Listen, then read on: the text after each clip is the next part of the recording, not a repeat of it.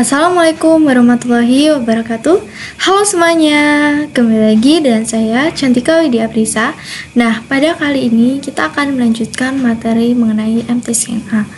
Di sini kita sudah berada di materi subbab yang ketiga, yaitu networking models. Di sini untuk networking models, di sini kita akan membahas mengenai konsep bagaimana networking models, kemudian TCP atau IP model, kemudian encapsulation dan decapsulation, dan OSI layers model. Oke, sekarang kita langsung saja untuk konsepnya. Nah, di sini ketika kita mendengar networking models itu pastinya identik dengan jaringan komputer. Nah, jaringan komputer ini mengacu pada perangkat komputasi yang saling terhubung serta dapat bertukar data dan berbagi sumber daya satu sama lain. Nah, di sini apa sih networking model itu? Jadi, networking model adalah aturan yang mendefinisikan bagaimana kumpulan komputasi agar bisa saling berkomunikasi maupun bertukar data. Nah, untuk komputasi itu tidak hanya komputer ya teman-teman, tapi bisa saja server dan lain sebagainya. Nah, itu juga bersumber dari suatu vendor ya teman-teman. Jadi di sini kita akan berpikir bagaimana cara supaya antar vendor itu bisa saling berkomunikasi. Nah, supaya saling vendor itu bisa berkomunikasi, itu adanya aturan. Nah, aturan tersebut disebut dengan networking model. Jadi, bagaimana setiap vendor dapat saling berkomunikasi dengan menggunakan networking model yang sama. Jadi, dengan menggunakan networking model yang sama, itu antar vendor dapat saling berkomunikasi dan juga dapat saling bertukar data. Nah, untuk saat ini, Open Standard Networking Model yang terkenal itu ada dua ya teman-teman. Yang pertama yaitu TCP IP model dan juga OSI model. Oke teman-teman, di sini kita lanjut. Nah, jadi di sini sebelum networking model lahir itu setiap vendor membuat networking modelnya sendiri-sendiri. Nah, salah satu contohnya itu pada tahun 1974 untuk vendor IBM itu membuat networking model sendiri yang bernama Sistem Arsitektur Network atau SNA. Nah, dikarenakan setiap vendor itu membuat networking model sendiri-sendiri, maka antar vendor tidak dapat saling berkomunikasi maupun tidak dapat saling berbagi data ya teman-teman. Nah, oleh karena itu, setelah networking model itu lahir, jadi setiap vendor itu memiliki networking model yang sama. Di sini, setiap vendor itu memiliki networking model yang sama. Jadi, antar vendor itu dapat saling terhubung dan juga dapat saling berbagi data. Nah, di sini untuk networking model itu ada dua jenis ya teman-teman. Ada yang OSI model dan juga TCP IP model. Nah, untuk OSI model itu dibuat oleh lembaga International Organization for Standardization atau ISO. Kemudian untuk yang TCP IP model itu dibuat oleh lembaga Department of Defense atau DoD.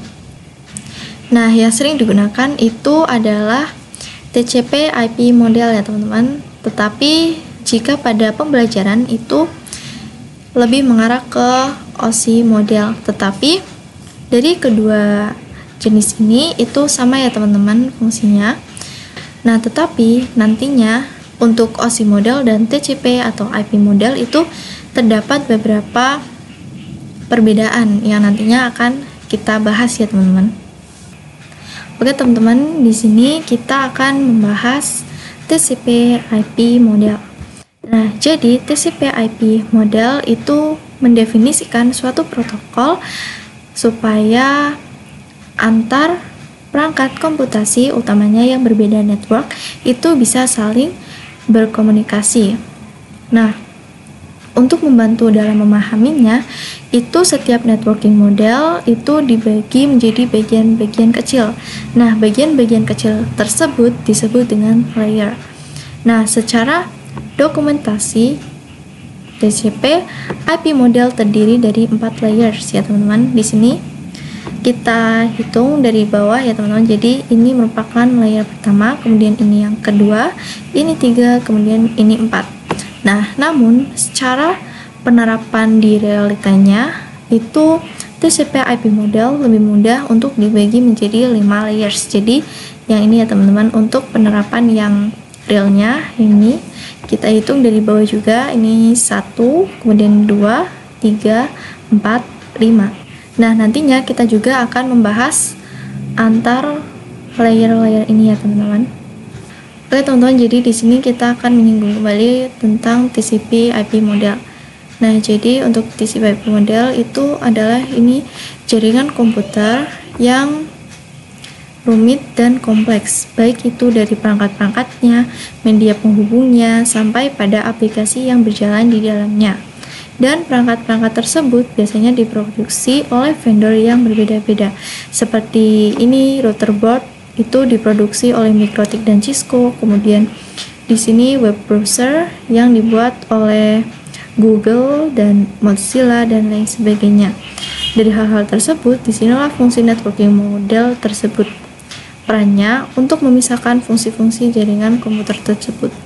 Jadi peran dari networking model itu supaya antar vendor itu memiliki jaringan yang sama sehingga bisa saling terhubung satu sama lain untuk melakukan networking model. Nah, di sini caranya adalah dengan membuat beberapa lapisan fisik hingga non-fisiknya. Pada setiap lapisan terdapat kumpulan-kumpulan aturan yang harus diikuti oleh setiap komponen agar dapat saling berkomunikasi dengan komponen yang lainnya. Nah, ini salah satu contohnya ya teman-teman, ini yang menggunakan networking model dan ini yang tidak menggunakan networking model yang biasa disebut dengan chaos networking. Nah, bisa kita perhatikan dua model ini. Ini untuk yang menggunakan networking model itu setiap fungsi jaringan komputernya sudah berjalan dengan aturannya. Jadi ini tersusun secara rapi dan tidak acak-acakan ya teman-teman. Sedangkan ini yang tidak menggunakan networking model itu untuk susunannya itu acak-acakan. Nah, bukan hanya untuk vendor, kita juga sebagai pengguna lebih dimudahkan dalam memahaminya. Nah, di sini untuk ini pada webnya itu memberikan contoh yang OSI model, tapi teman-teman tidak perlu khawatir, nantinya kita akan membahasnya pelan-pelan ya teman-teman. Nah, di sini kita langsung saja kita akan membahas TCP IP layer pertama, yaitu application layer. Nah, application layer ini berfungsi sebagai antarmuka dengan aplikasi, mengatur bagaimana aplikasi dapat mengakses jaringan dan kemudian dapat membuat pesan-pesan berskala. Nah, di sini kita akan mengambil salah satu contohnya, yaitu dari application layer seperti HTTP. Nah, HTTP itu digunakan ketika kita sedang mengakses suatu web server. Nah, di sini bisa kita perhatikan. Di sini misalnya kita klien, kemudian kita ingin merequest website. Nah, di mana di dalam website itu pastinya terdapat web server. Nah, kemudian di sini web servernya itu akan mengirimkan suatu jawaban atau reaksi dari request website dari klien, yaitu dengan berbentuk HTTP header. Nah, di dalam HTTP header ini terdapat banyak sekali informasi. Ini ya teman-teman, banyak sekali informasi. Nah, di sini misalkan kita mengakses suatu website, ini ya teman-teman, misalkan kita mengakses suatu website dan ada tampilannya seperti ini, itu artinya statusnya yaitu 200 oke. Tetapi apabila tidak muncul tampilannya ketika kita melakukan request web server, itu artinya memiliki status 404 not found, di mana web server itu memang tidak tersedia. Oke teman-teman, di sini kita akan lanjut untuk membahas TCP/IP layer yang selanjutnya, yaitu transport layer. Nah, fungsi dari transport layer adalah menyajikan atau memberikan service ke application layer. Jadi, transport layer ini itu berfungsi untuk transfer data ya teman-teman. Di sini yang sebelumnya itu untuk application layer itu memiliki banyak sekali contoh, yaitu seperti HTTP, kemudian POP3, kemudian SMTP, IMAP, SSH, dan sebagainya. Tetapi apabila yang transport layer itu hanya memiliki dua protokol saja yang sering digunakan, yaitu TCP dan juga UDP. Nah, di sini kita akan mengambil salah satu contohnya, yaitu TCP. Ini TCP itu adalah error recovery mechanism. Nah, di sini misalkan apabila kita yang TCP ya teman-teman, misalnya kita klien, kemudian kita akan merequest website lalu dikirim ke web server. Nah, di sini karena kita berada di transport layer, maka web server ini akan merespon menjadi ini HTTP header dan juga ini ada TCP header. Nah, apabila yang TCP itu ketika ada salah satu paket yang tertinggal, itu klien akan terus mengirimkan request ke web server dan web server akan memperbaiki masalah tersebut lalu baru dikirim ke klien lagi. Nah, tetapi beda dengan UDP. Jika yang UDP itu ketika ada paket yang tertinggal itu bodo amat ya teman-teman. Jadi klien request, kemudian dari web server walaupun ada paket yang tertinggal itu langsung dikirim lagi ke klien. Nah, di sini untuk yang UDP itu cocok digunakan untuk video streaming, games, dan aplikasi lain yang membutuhkan kecepatan data. Nah, di sini untuk yang TCP itu contohnya kita akan membuka YouTube ya teman-teman. Di sini misalkan ini kita akan buka YouTube, kemudian di sini kita ingin menonton video ya teman-teman. Di sini kita ingin menonton video. Nah, tetapi di tengah-tengah ketika kita sedang menonton video itu terjadi lag. Nah, ketika terjadi lag itu, ini dari klien akan terus mengirimkan request ke web server, kemudian web server akan memperbaiki lagnya tersebut, kemudian dikirim lagi ke klien. Jadi setelah lag itu akan berhenti sebentar, kemudian nanti akan jalan lagi dan berada di waktu ketika sedang lag ya teman-teman. Nah, tetapi beda juga apabila kita menggunakan UDP. Jika kita menggunakan UDP, ini yang untuk video streaming, itu ketika saat ada yang video streaming kemudian terdapat lag, itu untuk klien tidak melakukan request terus-menerus ke web server. Jadi ketika lag ya, jadi langsung ke bagian akhir. Jadi tidak di bagian lagnya tersebut, langsung ke bagian akhir. Sini kita lanjut untuk membahas yang selanjutnya, yaitu TCP/IP network layer. Jadi untuk network layer ini merupakan layer ketiga dari OSI maupun TCP. Nah, untuk network layer itu hanya memiliki satu contoh saja, yaitu IP, di mana IP itu merupakan singkatan dari Internet Protocol. Nah, IP ini menyediakan dua fitur yang sangat penting, yaitu addressing dan juga routing. Nah, di sini saya akan menjelaskan yang pertama, yaitu addressing. Jadi, kalau yang addressing itu bahwa IP address itu sendiri, yaitu memberikan nama pada perangkat di jaringan komputer. Nah, dikarenakan setiap perangkat jaringan itu memerlukan alamat unik di jaringan. Nah, misalkan kita ingin memanggil teman kita dengan nama. Nah, pada komputer juga sama. Apabila ingin memanggil komputer lain itu dengan menggunakan nama yang disebut dengan IP.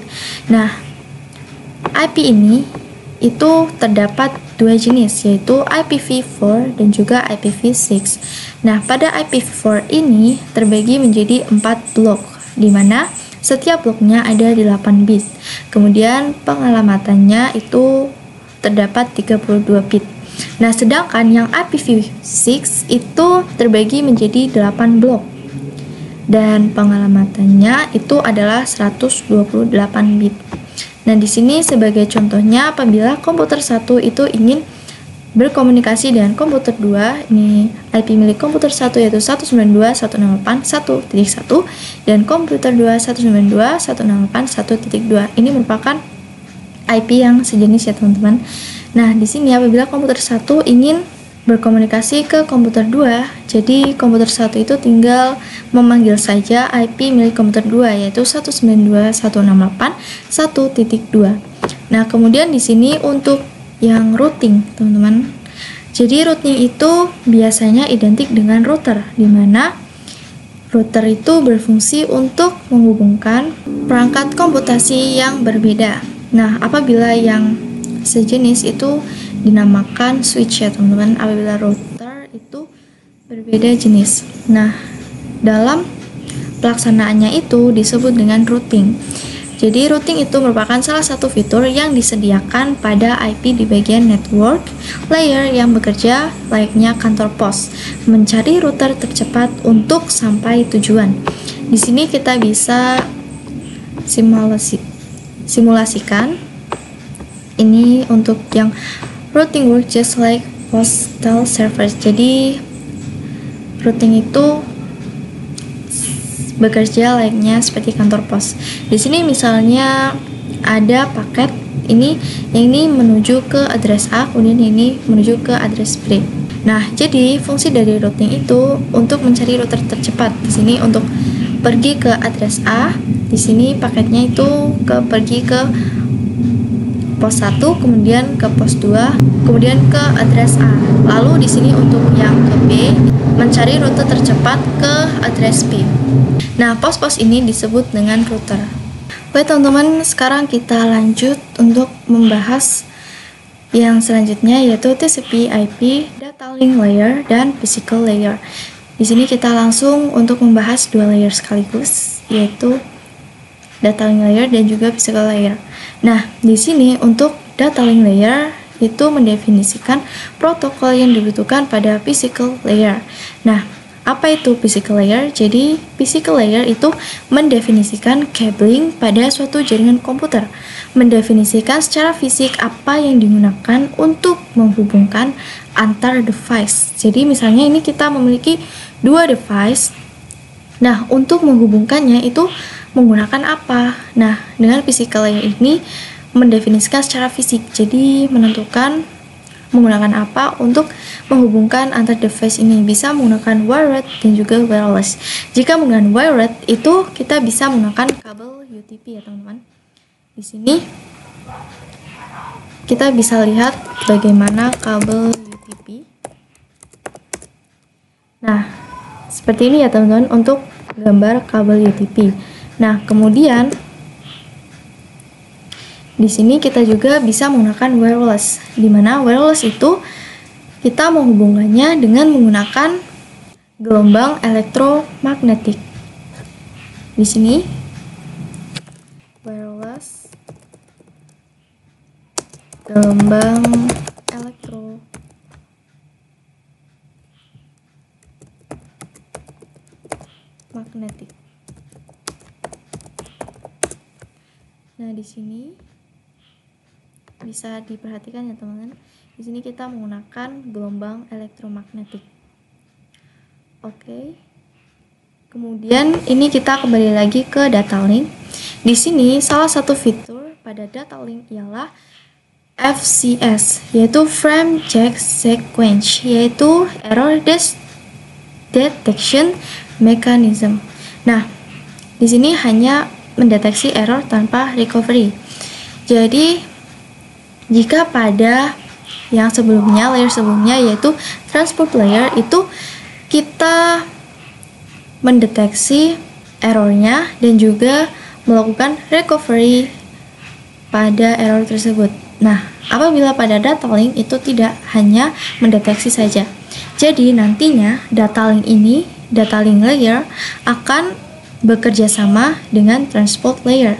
Jadi di sini nanti data link itu akan mengirim ke web server, akan mengirim ke web server.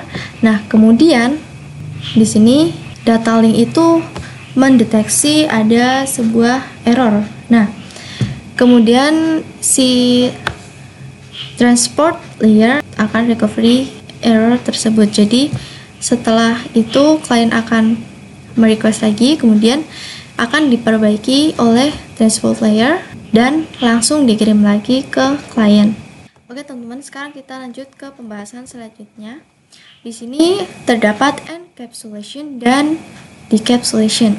Nah, untuk encapsulation itu adalah proses membungkus data dengan header pada data di setiap layernya. Kemudian untuk decapsulation itu sebaliknya. Nah, di sini bisa teman-teman perhatikan pada sender. Di sini untuk yang application layernya itu terdapat data.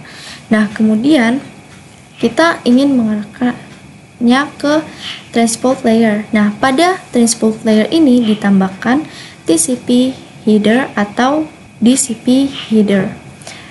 Jadi pilih salah satu ya teman-teman. Di sini TCP header. Nah, pada message ini itu dinamakan segment. Kemudian di sini kita akan mengarahkannya lagi ke network layer. Nah, pada network layer itu ditambahkan lagi IP header. Jadi di sini terdapat data, kemudian TCP header dan juga IP header.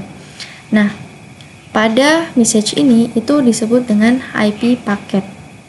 Lalu kita akan meneruskannya lagi ke data link layer. Nah, pada data link layer itu ditambahkan data link header dan juga data link taller. Jadi seperti kepala dan ekornya ya teman-teman. Nah, pada message ini itu disebut dengan frame.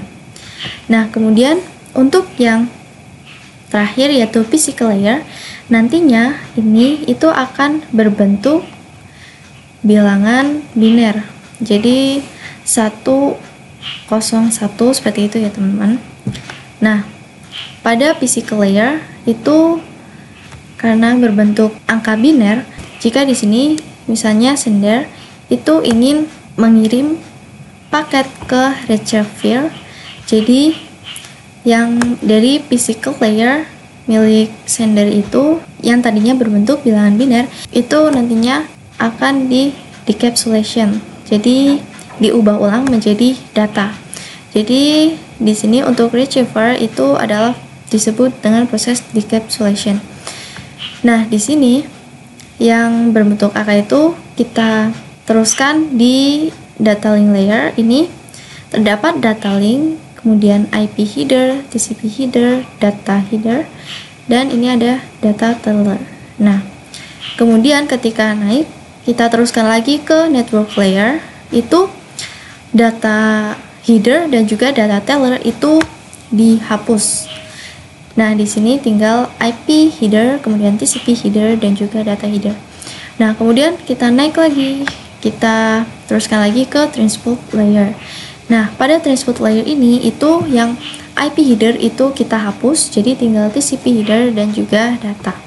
Nah, kemudian ke application layer itu tinggal data saja. Jadi pada receiver ini kita sudah tinggal menikmati datanya saja. Nah, singkatnya itu untuk yang proses sender itu disebut dengan encapsulation. Nah, sedangkan untuk receiver itu disebut dengan decapsulation.